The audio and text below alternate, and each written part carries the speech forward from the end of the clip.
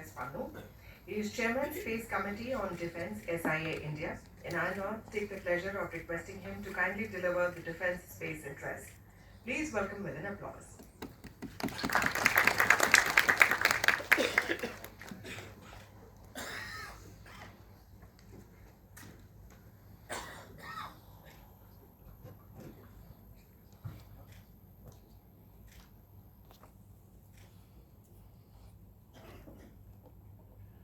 General Anil Chauhan, Chief of Defence Staff, Excellency Mr. Philip Green, Australian High Commissioner, Padam Shri Dr. Sailesh Naik, Dr. Subbarao, AVM Sanjay Bhatnagar, Mr. Anil Prakash, DG of SIA, and Jal Khandale, Principal Advisor to the MOD.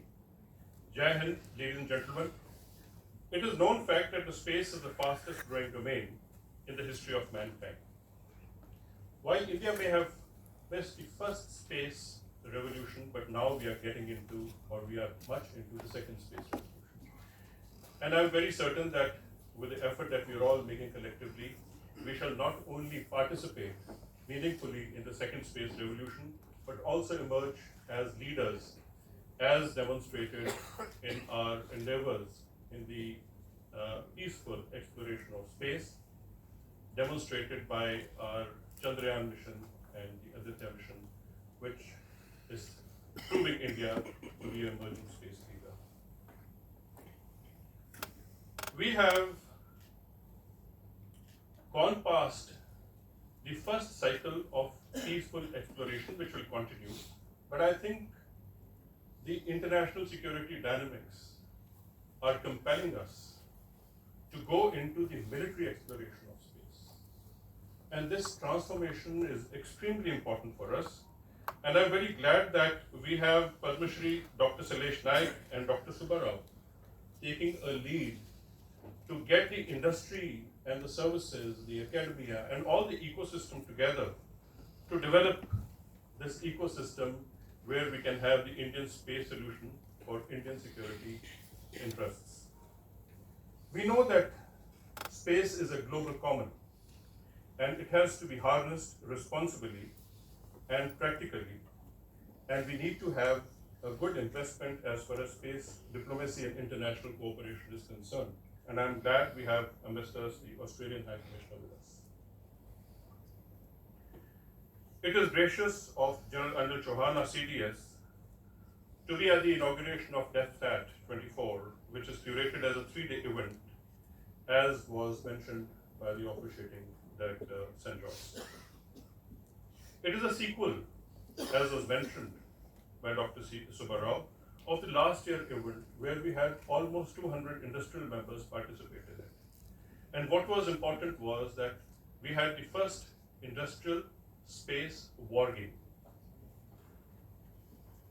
It was highly subscribed, and then though while we ran some very basic scenarios last time, this time we are back in DEFSAT 24 with scenarios which are of the international concern. Of course, certain universities abroad have supported us in curating this, but I think we have to make sure that our industry and academia put together along with the service space community comes to find solutions to the problems which we are going to find through the scenarios which we are going to discuss during the forthcoming industrial space exercise, which is the second exercise. We are also going to be talking about certain key issues, such as how to harness the meshed intelligence for the space warfare. And this is how the future landscape of the military intelligence and the surveillance technologies are going to be brought together.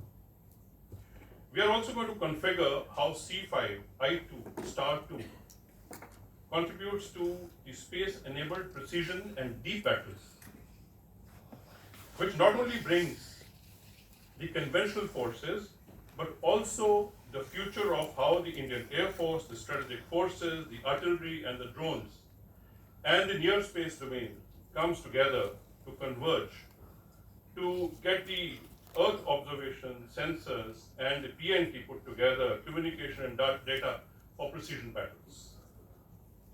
We also are going to evaluate how our defense innovation ecosystem is shaping up. We've had path-breaking IDEX 75 challenges, which were introduced some time back. This DEFSAT, we're going to evaluate how these 75 defense challenges have been actually converted to actual use and how the innovation and the ecosystem of the industry has responded to it. DEFSAT is the only platform which has been talking about the near space and the space sovereignty.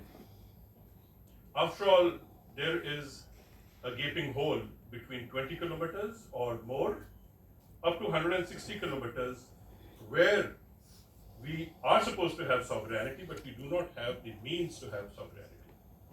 Above 100 kilometers, while it becomes outer space, but there is some area which needs to be covered, which can only be covered by developing the near space technologies such as the HAPS, drones, and innovative solutions, so that we have the full and meaningful understanding of the aerospace, and this is the domain which is going to stitch together. This time we have experts who are also going to be discussing smart satellites for defense, balancing robustness and SWAP, that is the size, weight, and power combination for the future of satellites. We are also going to be actually sitting and thrashing out the acquisition process, which is more conventional for acquiring the conventional military hardware. But what happens when we are still developing and innovating our space for military capability? I think we need to have a special tailor-made and calibrated acquisition process for the military-grade space innovations and manufacture. Our research and development, our qualification and testing processes have to be refined, and we have to invest heavily into that. Space warfare is not only space-enabled warfare, but it also talks about space deterrence and space domination. We have to understand that once you throw out your space assets, how are you going to protect them? And how do we evaluate what are the capabilities of the adversaries in the military space domain so that we can take preventive and we can also take proactive operational measures such as situational awareness in space and space domain awareness are extremely important to understand. How do we create the RPO response, that is the rendezvous proximity operations, and also how are we going to engineer the on-orbit servicing, assembly, and manufacturing, which is the space MRO. We are also going to be joined by experts who are going to clearly lay down roadmaps of communication strategies for modern military operations under contested and electronic warfare environment. How do we bring together the C5 where the space, the SDR, and the other technologies for waveforms comes together, including optical links.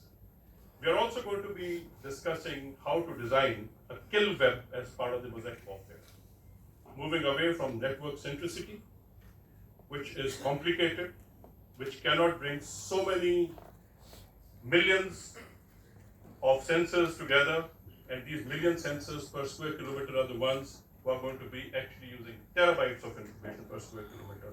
And how do we power them through electricity or uninterrupted power supply? We also need to understand how the ground segment is going to shape up. What are the ground terminals, whether it is aerial platforms or they are ground-based, mobile, or even man-packed. How the analytics will come in and how the AI is going to shape the decision making. We are also going to talk about the experiences that we've had in the DPSUs and large enterprises who have been contributing sufficiently into the development of the space domain. But how do we sit together and use their experience and knowledge for building industrial corridors dedicated to space? At CR, we are going to pen down a CR report on military space and guidelines, for which we need the support of the research and development, organizations, the academia, the service community, and also to bring specialists in writing policies, doctrines, and strategies for securing India's security interests for space warfare and domination. In-space exercise is the second industrial war game that we are going to go into. Along with General Khandare, I have the privilege that last year we had oversubscribed exercise, and this time we have opened out new vacancies, and we are going to have much more participation in the industrial war game, where we're going to have the discussions from the MOD, ISRO, DRDO, InSpace, NCIL, NDMA, NITI Aayog, industry, startup, and all that ecosystem that can be brought together along with the service community to discuss those scenarios as I was talking about. I thank the CDS, who has held very crucial and distinguished appointments in the national security system for giving due importance to this critical domain of the fourth and the foremost frontier of warfare. His support and guidance will go a long way in shaping the defense space industry to fulfill the rapidly growing needs of the services, in particular as part of the national security framework, as we face urgent need for providing domestic technology and solutions for space-enabled multi-domain warfare. After all, when we look up, we always remember God, but I think the future of God is all space. And foremost is going to be the fourth frontier. If we can have the military aspect secured, I think largely the God will be on our side. And if we do not expect God to just help out, we need the support of all of us sitting here.